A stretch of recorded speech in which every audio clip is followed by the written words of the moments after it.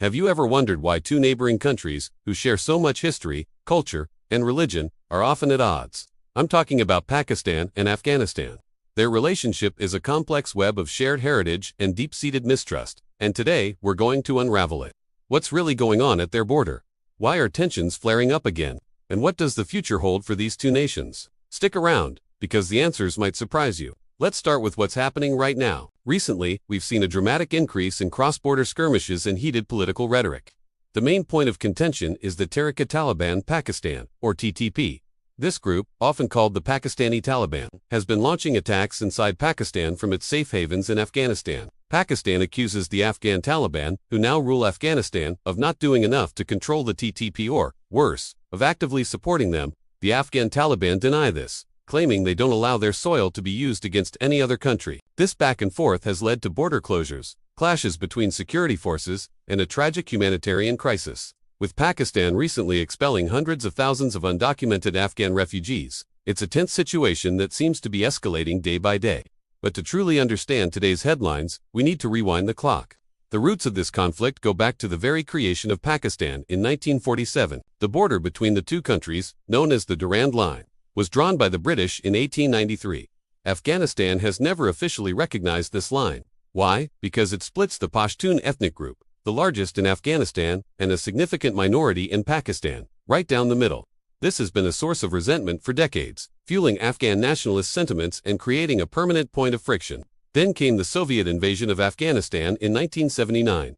This event changed everything. Pakistan, with significant backing from the United States and Saudi Arabia, became the primary staging ground for the Mujahideen resistance against the Soviets. Millions of Afghan refugees poured into Pakistan, and weapons and fighters flowed the other way. This is where Pakistan's policy of strategic depth was born.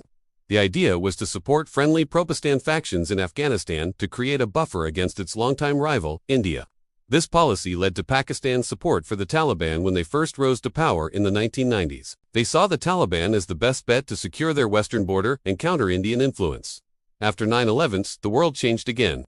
The U.S. invaded Afghanistan to topple the Taliban for sheltering Al-Qaeda. Pakistan found itself in a difficult position. Publicly, it became a major non-NATO ally of the U.S. in the war on terror, receiving billions in aid. But privately, elements within its security establishment were accused of playing a double game, cooperating with the U.S. while simultaneously maintaining ties with the Afghan Taliban. Pakistan's logic was that the U.S. would eventually leave, and the Taliban would remain a powerful force in Afghanistan. They wanted to keep their options open to ensure they had influence in a post-U.S. Afghanistan. This dual policy created immense distrust with both Washington and the Afghan government in Kabul, who saw Pakistan as an unreliable partner. So, where did the U.S. fit into all this? For 20 years, America's presence was the defining factor in the region. The U.S. poured trillions of dollars and lost thousands of lives trying to build a stable, democratic Afghanistan. However, its strategy was often criticized for not adequately addressing Pakistan's role. While the U.S. needed Pakistan's logistical support supply routes, intelligence, and airspace, it was also frustrated by Pakistan's alleged support for the very insurgents American troops were fighting. This complicated relationship was a constant source of tension, with the U.S. often withholding aid to pressure Pakistan, only to restore it when its cooperation was deemed essential. The chaotic U.S. withdrawal in 2021 completely upended the regional power balance, leaving a vacuum that has intensified the rivalry between Pakistan and the new Taliban regime in Afghanistan. The very group Pakistan supported to gain strategic depth is now a major source of its insecurity. The economic consequences of this instability are huge, for both countries and the wider region. For Afghanistan, already one of the poorest countries in the world, the situation is dire. After the Taliban takeover, international aid, which propped up the previous government's economy, was frozen. Sanctions were imposed, and the country was plunged into a severe economic and humanitarian crisis. Constant border closures with Pakistan, its largest trading partner, choke off essential supplies of food, medicine, and other goods, causing prices to skyrocket and hurting ordinary Afghans the most. It cripples what little formal trade exists and pushes more economic activity into the illicit smuggling networks that thrive on instability. For Pakistan, the economic fallout is also severe. The country is already grappling with its own economic crisis, including high inflation and massive debt. The security situation on its western border drains precious resources. Increased terrorist attacks deter foreign investment and disrupt trade. The cost of fencing the long, porous border is enormous.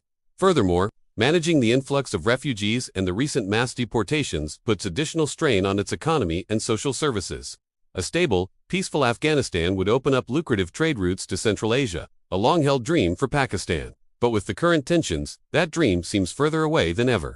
Instability is simply bad for business, and this conflict ensures both nations remain economically vulnerable. So what's next? Predicting the future in this region is notoriously difficult, but a few potential scenarios stand out. One possibility is a continued low-intensity conflict. We could see more border clashes, targeted strikes, and a war of words, with both sides locked in a cycle of action and reaction, but stopping short of all-out war. This is a grim muddle-through scenario where tensions remain high. The TTP continues its attacks, and economic and humanitarian suffering persists. A more optimistic scenario involves de-escalation through diplomacy. Perhaps third-party mediators, like China or Qatar, could step in to broker a deal.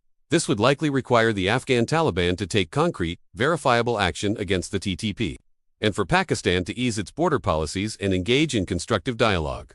This is the path to stability, but it requires a level of trust that simply doesn't exist right now. A darker scenario is a major escalation.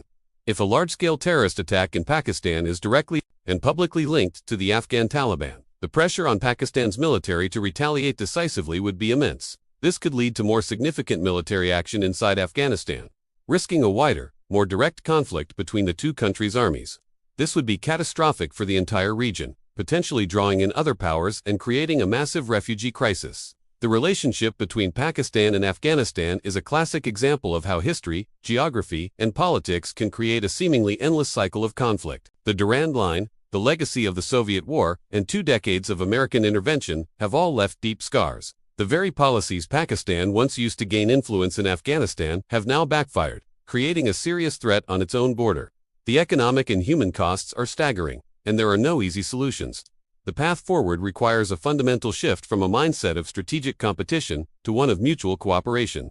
But for now, the two neighbors remain locked in a dangerous dance of distrust. Thank you so much for watching. This is a really complex issue, and I'd love to hear your thoughts in the comments below. What do you think is the key to resolving this conflict?